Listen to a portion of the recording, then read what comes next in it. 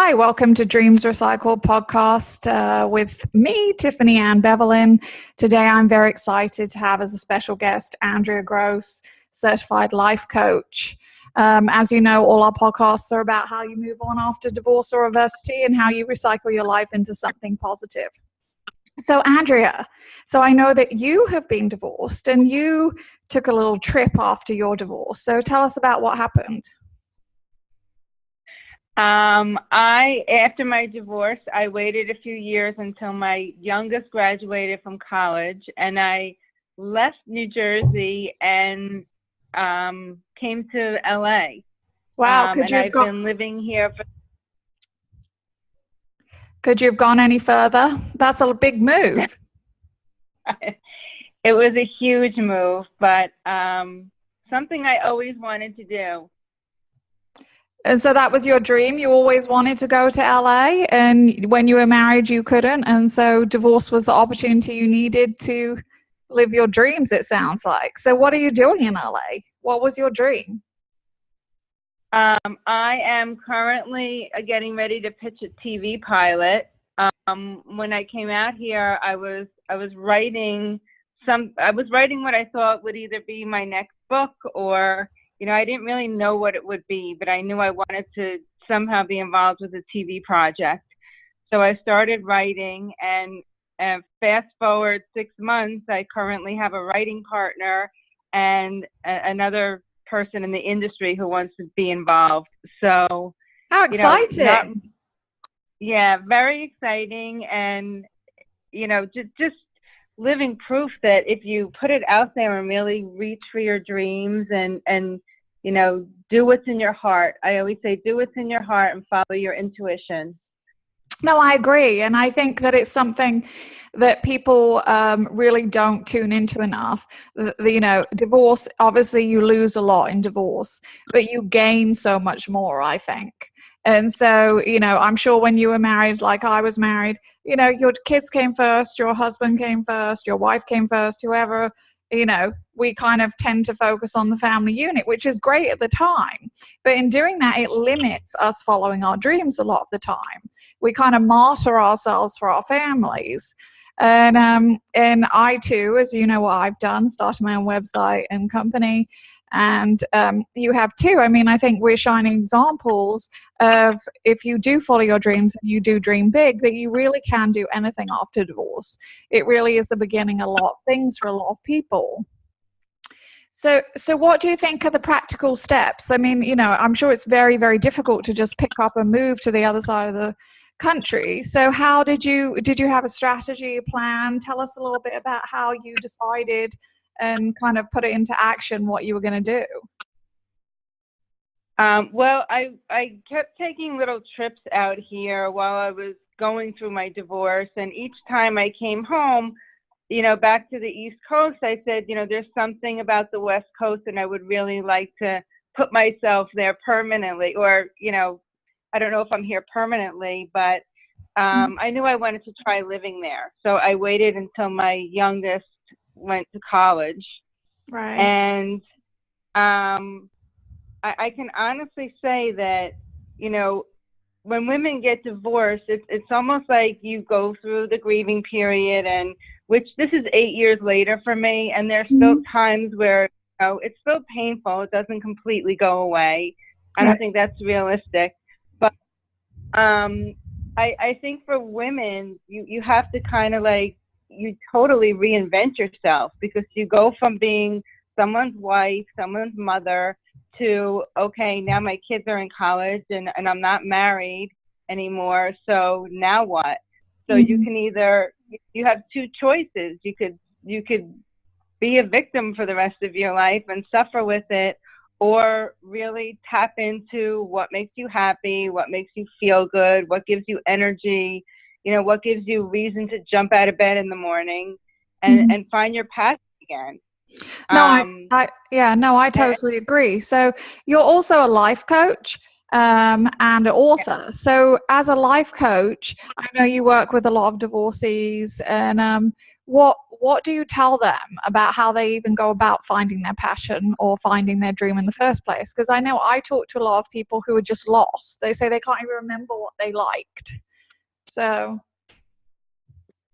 Well, the main goals when I'm coaching anybody is to help them find self-love, their confidence, and be authentic. Okay, because a lot of people are caught up with who they think they should be, because they see everybody else doing it, but not really tapping into who is really them. So, and I think, and also once you come out of a divorce, whether you initiate it or not, doesn't even matter. There's a period of, you don't feel so great about yourself. You're kind of like new in the world, and you're on like new ground, and you're really like standing by yourself instead of standing with a spouse. So I always work on where people's confidence level is, because divorce takes a toll out of most people. No, it really does. And, we're all for that too. You and I have spoke before, and we're definitely on the same page. Self-love is everything. And divorce will, suck that out of you quicker than anything else. And exactly. So it is a process, and we all have to get there. And you can't, I don't believe that you can move on to a happy career or a happy dream or a happy, second or third relationship or marriage until you really sort that out. Because as many of us have watched, amongst our friends and social circles, if you can't love yourself, you really can't have a happy relationship with anyone else. And these are the people who go, from one marriage to another marriage to another marriage to another marriage without figuring it out. And it's such a shame, because there's no need for that. Exactly. And I think it's also very important to understand that, in some cases, yes, if there's abuse involved, maybe, one person has no choice other than to leave. But in most cases, and from most people that I work with, they come to the realization that a relationship is two people. Mm-hmm. And it's not one person's fault. It's how you participate in a relationship. And if you come into a marriage with low self-esteem, then that just gets magnified. And then when you're divorced, you're left with that low self-esteem, and now you're alone. Right. So building up that self-esteem, and and I believe in body, mind, and soul. I believe in taking care of everything. No, I do too. I feel like you can't have a healthy mind if you don't have a healthy body. And I think it's all very, very good things and weapons to use going through your divorce for the healing process. And going back to what you're saying about self-love, I mean, it really is a case of that. There's too many people really, getting into these kind of codependent relationships and marriages where they don't feel whole by themselves. They're really looking for another half. And I believe adamantly that the only kind of relationships that work are two whole people who are enhancing each other's lives, because it's not anybody else's responsibility to make you happy.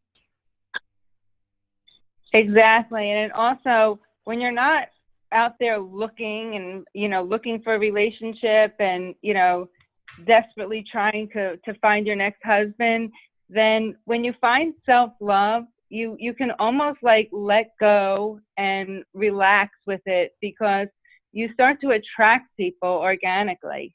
Well, and you attract better people, right? You don't attract the wounded and the people who need fixing and the people who, maybe are as damaged as we are. You definitely, the more you heal, the more healthy people you attract, in my opinion. Exactly. And I think the more self-love you have, and the more happiness and passion in your life, the less you're apt to be out searching for somebody. Mm-hmm. Once you're happy, of course, everybody wants to be in love. Right. Right. But because your happiness attracts happy people to you. I mean, in hindsight, I remember after my divorce, and, it's in my book, I was a wreck. And I was attracting the worst kind of people left, right, and center. And I was like, oh, it must be me. It must be me. Well, it kind of was me. Yeah, no, but it's true. It kind of was me because, had like, the demeanor of kind of a wounded bird. And so I was attracting all these people who have like saving syndrome and all these other unhealthy dynamics. And it wasn't, it took me a while personally to learn this. And so I think, we all have our own journey and we all get there eventually. But Dreams Recycled and life coaches like you, I think we all help people get there a little quicker, because I feel like when I got divorced, I didn't know the resources. I didn't have anywhere to go. I didn't understand the whole concept. I mean, when we were kids, I'm sure for you the same as me, nobody talked to anyone about any of this stuff, about codependency or narcissism or healthy relationships or not healthy relationships or self-love. I mean, it wasn't even on the radar. And so it's no wonder we have so many divorces nowadays. Oh, exactly. And I always say, if I had a life coach when I was going through my divorce, it would have saved me emotionally, financially, like in every way. That's why I'm so passionate about passing it on and helping people, because there's so much that I didn't understand. Mm-hmm. So, right from the get-go, if people can understand that instead of putting your energy and focus into blame and continuing to fight with your ex, which is so unhealthy for your kids anyway, to just be in a good place within yourself so you can rise above that and not get into it, and start to like move on and show your kids that even though even though you're divorced and the marriage didn't work out, it doesn't mean you can't have a good relationship and still, show them what love is all about. Mm-hmm. No, that's a good tip, because you're definitely right. Too many people spend far too much time focusing on the ex and the ex's new girlfriend, boyfriend, whatever, and drama on Facebook and all kinds of other social media things that make people's lives crazy nowadays. Whereas I tell them all the time, if you focused all that energy on rebuilding your own life and focusing on your own happiness, you're going to be a lot further ahead a lot quicker. Exactly. Yeah, no, it's a shame. That's something that I wish maybe I realized earlier on in the game, but I don't have regrets, because I understand now, and I feel like I could help a lot of families, because it is so hard on the kids.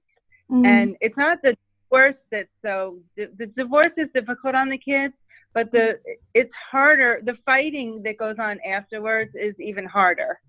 Right. Yeah. The drama, the fighting, the arguing about child support and visitation, all the other stuff. It's not, a healthy environment for anyone. Right. The competition. And then our kids learn how to be manipulators, and the whole thing is just a big unhealthy mess. So okay. It's really go ahead. No, I was going to say, no, we're breaking up a little bit, but it's okay. Maybe we have a little bit of a poor connection, but it's okay. No, I was going to say, no, I agree. People just get into a lot of unhealthy kind of mindset and unhealthy habits even after divorce. And some people will drag this out for years or decades, which is a complete waste of time, effort, and quite frankly, their life, because they could be, happier focusing all that energy elsewhere. But what I was going to say is, why don't you tell us about your book when you're ready? Okay. Well, when I was going through my divorce, I started keeping a journal. And one night I was reading it to my best friend, and I was like lying on my bed on Saturday night in tears, writing in my journal, talking to my friend, and she asked me to read her a part that I told her about. So I read it to her, and she was laughing. And I said, "Oh my God, I'm sitting here in pain and you're laughing." She goes, "You have to publish this. It's funny. It's real. People will get it. It's not a typical divorce book." And I was like, "I'm not going to publish it." But, I kept writing, and writing became my therapy. I've always been, writing's always been my passion. And I just from the minute I was divorced, I just went back to writing. Were you a writer before your divorce, or was this something that just you always liked but you never really did? You know, I wrote a lot when I was younger. Like in high school, I wrote a lot of poems and, you Mm-hmm. know, stories and songs. I was always writing. And then, you know, I got married, had kids, and like, who thinks about writing when you're so busy? But then all of a sudden, it kind of was my savior when I was going through my divorce. So I finished the journal and then I looked into self-publishing it. And I'll never forget, I self-published it. My mom got very sick after my divorce and she passed away. She had some Oh, sorry to hear leukemia. that. Uh-huh. Thing. And so you had But you had a lot of loss in a very short period. oh, I had a lot. I lost my dog. I sold my house. I lost my mom. It's kind of like everything was happening at once, and I couldn't understand it. But I just kept writing through it. Oh. So I self-published the book, and I remember I went on a trip the day after I published it, and the first email I got was from a man who had just read it. And I was so surprised because when I put it out there, I said it's definitely a woman's book. You know, it's about women. And Mm-hmm. he said this was and this was powerful for me. And this is why I continue to write. He said this was such a great book for me to read because I'm going through a divorce and it helped me to understand my ex-wife. Oh, no, that's a good point. Yeah, no, because it is. It's why Dreams Recycled is for men and women. It's why we blog for both. It's why I coach both. You know, I think there are, you know, it's two sides to every story, right? Or three when there's his, hers, and the truth. And so I think it's very valuable for both sides to understand the other side. Because I always say to everyone, you know, divorce is an equal opportunity destroyer. It doesn't matter if you're a man or a woman. I mean, I think a lot of times men have a kind of tilted perception that they're always the bad guy. But the more and more I've spoken to divorcees, I don't actually think that's true. I think that, you know, everyone have, you know, bad behavior during their divorce and whatever, and that everybody needs to work on it. Yes, definitely. And I think for women, it's more obvious. You know, women can sit and cry to their girlfriends or, you know, be sad and reach out for support. And men don't show their feelings that way mostly. And most of the time it comes out as anger or isolation. And, you know, they have different ways of showing it. And I think it's very difficult also because I think in a lot of divorces, from what I see, most times it's about the woman not being happy and starting to evolve and grow and becoming independent, and it takes a while for an ex-husband to catch up and understand all that. Well, and that's why, you know, statistically 8.2 out of every 10 divorces are filed by women, not men.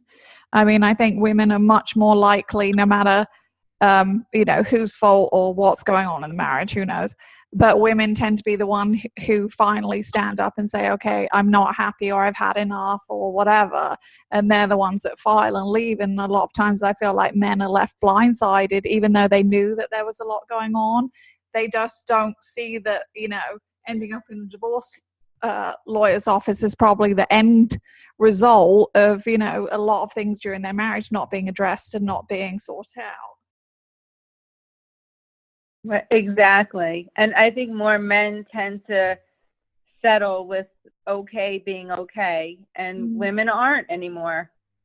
Well, no, women aren't. And you know, I talk to even people who are not divorced who are having marital issues. And one of the things I say is, you know, I'm 100% sure that nobody gets divorced on a whim.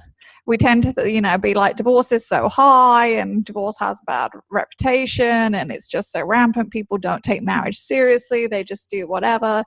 But really, when you talk to divorcees, and I'm sure you agree, nobody gets divorced on a whim. It's, you know, a years, a lifetime, decades, whatever, of issues and situations that have not been resolved. And divorce is the very, very last case scenario for many people. And it doesn't matter who files or who doesn't. Generally, neither of the parties actually really want it. They just can't be happy together anymore. So they're choosing to be happy apart. And I think that people need to understand that, you know, if they're in a marriage even and they see, you know, their spouse is unhappy, that they need to attend to this early. They can't wait a decade because you will end up in divorce court. Exactly. So even more of a reason for everybody who is divorced to spend some time alone, get to know yourself, and be in the right relationship. I think we've all learned so much from our divorces that we can take and be in a healthy relationship from what we've learned. So if we can look at it, I mean, it sounds cliche, but if we can look at it as a lesson, you know, it can really help. So I like to ask most of my guests. Sometimes I forget, but as you just said about dating again, so I have to ask you, what's the very worst date you've ever been on since your divorce?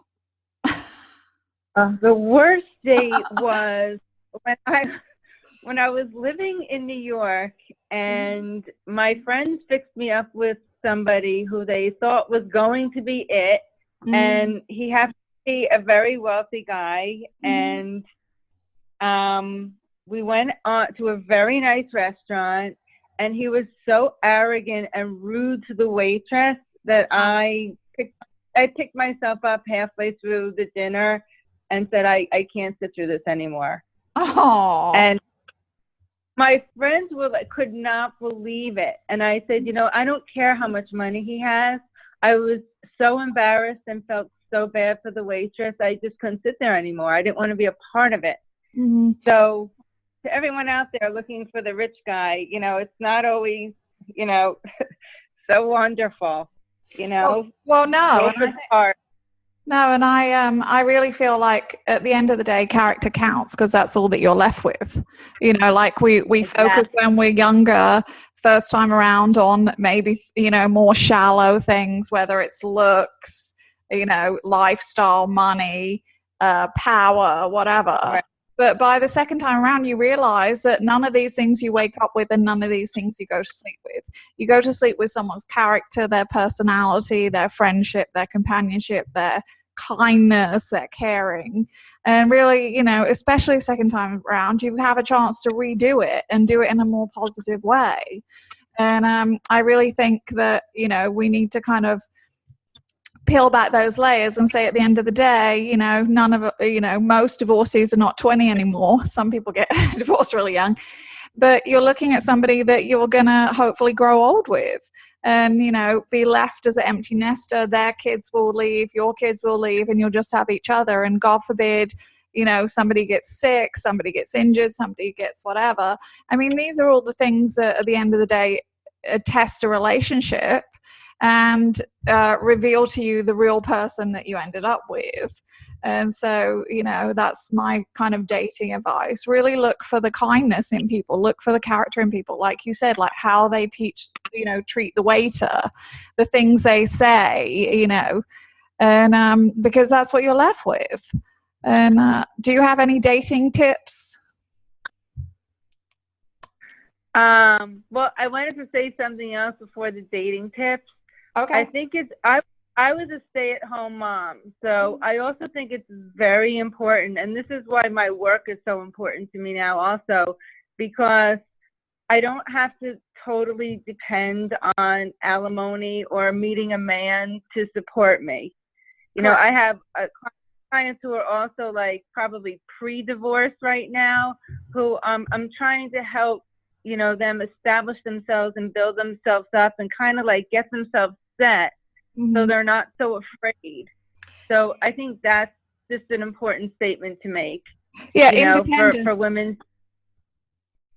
Yeah, you cannot put a price on independence, and that's an excellent point. And you know, I have a 13-year-old daughter, and the poor thing, she walks around saying I'm a strong, independent woman, because I think it's so important, whether you're a divorcee, whether you're a stay-at-home mom, whether, you know, you're a college kid, that you understand that if you are not financially independent, then you tend to make worse choices in life. I'm a strong believer in that. And so, you know, to make sure that they Exactly. that. And I think people don't feel as good about themselves. You know, if they feel that they can't look after themselves, they will settle for things that they shouldn't. They will put up with things that they shouldn't. And that's a horrible dynamic for everyone. So true. And which leads me to your dating question.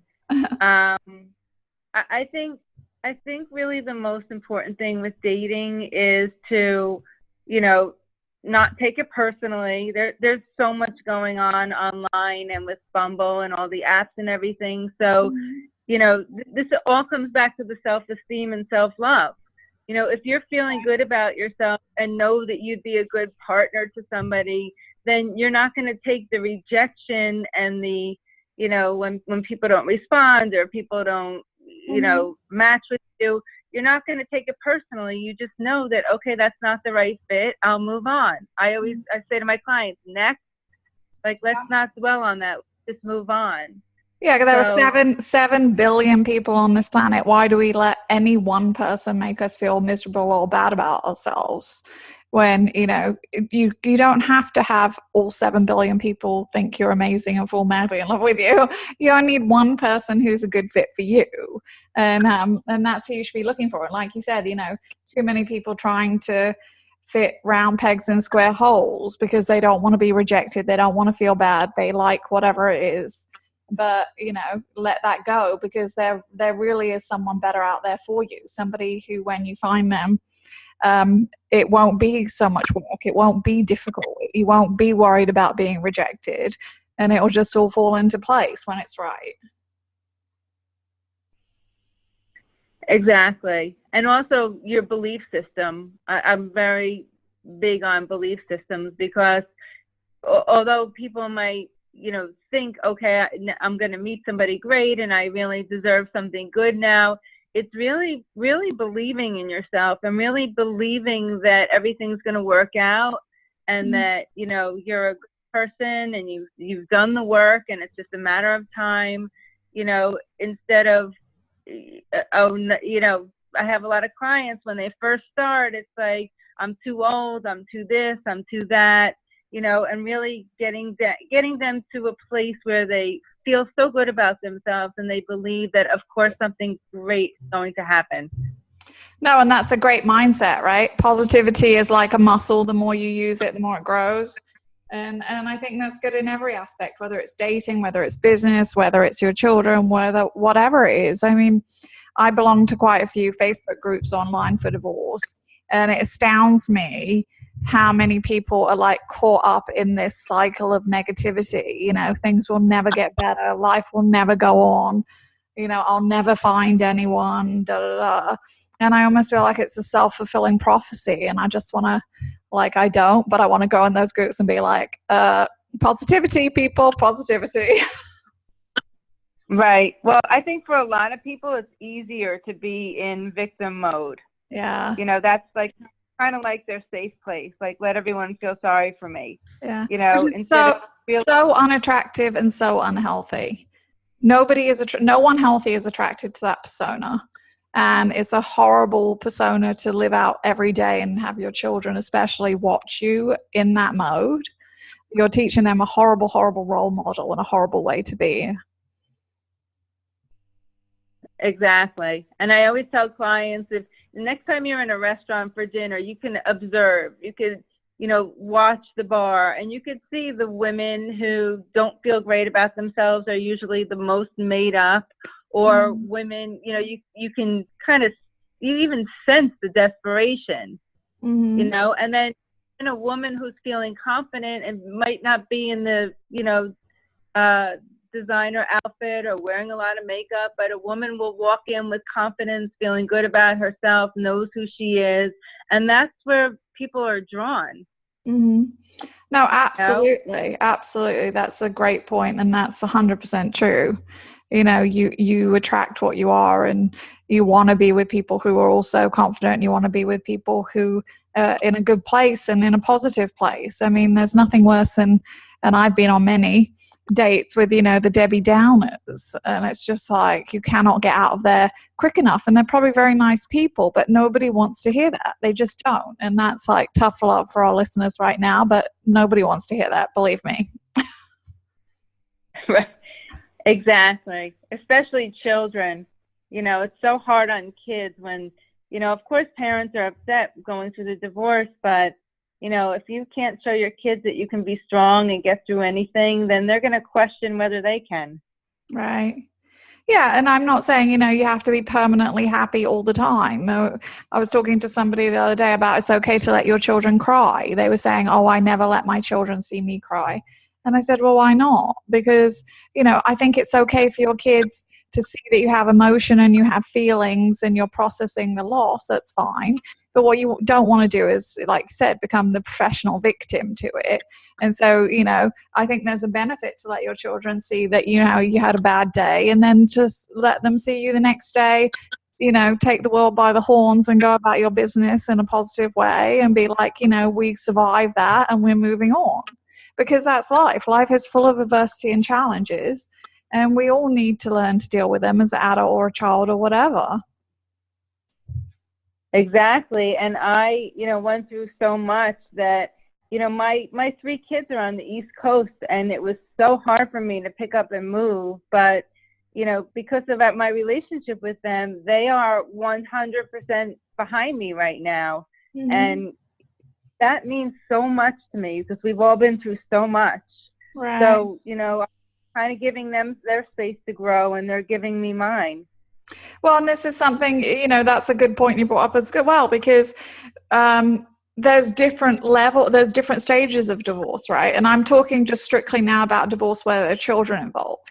So there's this, this kind of stage of divorce where you're trying to navigate the kid shuffle and the kid going back and forward and trying to, feel like this super parent doing it all the time, working, soccer practice, packed lunch, school homework, whatever. But we often lose sight that this eventually ends. Like for you, you have your last child going off to college. And if you haven't laid the ground rules and the groundwork for a happy life for you, I talk to a lot of people who have then gone back into kind of the depression mode. They survived the divorce, they figured out all the kids, but now the kids have left and now they're divorced. They don't really have any dreams and goals and things for them. All their kids have, rightly gone away to college and doing what they're doing. And then the divorcees have to start all over again for a second time. Exactly. And that's exactly why I moved to LA, because I said, okay, I'm not going to stay where I raised my kids and had my married life. I need something new and fresh. And, also I lost my mom. So I needed to really heal. And I wanted to do that in a new environment. I kind of wanted to get to know myself in a new environment, like see who I really am and if I could really do this. And here I am. It was supposed to be a year, and we're going on 2. Aw. And are you happy with the decision you made to move out there? I'm very happy. I love it here. It's, I'm torn between the East Coast and the West Coast because, all my friends are in New York, my kids and family and my father, everyone's there. But right now, everyone is just happy. I'm happy. And, having that support is great. And I go to New York as often as I can. Mm-hmm. And I don't think I won't be here permanently. Depends where my kids settle. But for today, I'm living in the moment, and it's a good place to be. Yeah. Well, congratulations. It sounds like you really have done an amazing job recycling your life. And I wish you massive success with your book when you're ready, and also with your TV pilot. You have to come back again on our show if you, if that comes about, which we'll be hoping it does for you. So where can they find you, Andrea? Where can our listeners find you? I just launched my new website, Andrea Life Coach Plus. Okay. And you can get my contact information through my website. Okay. And we also post it at in the iTunes link, so you can go straight to Andrea's website from there. And are you on social media or no? I'm on social media. My Instagram is Andrea_lifestyle_coach. I'm on LinkedIn, Andrea Gross, and Twitter is @AndreaGross, and Facebook is Andrea Gross Lifestyle Coach. Okay. I have lifestyle consulting on my website as well. Okay, awesome. Okay, well, if you're interested, go check out Andrea's website and check out her book when you're ready. Andrea, thank you so much for sharing your story today, and we wish you success with everything. Thank you, Tiffany.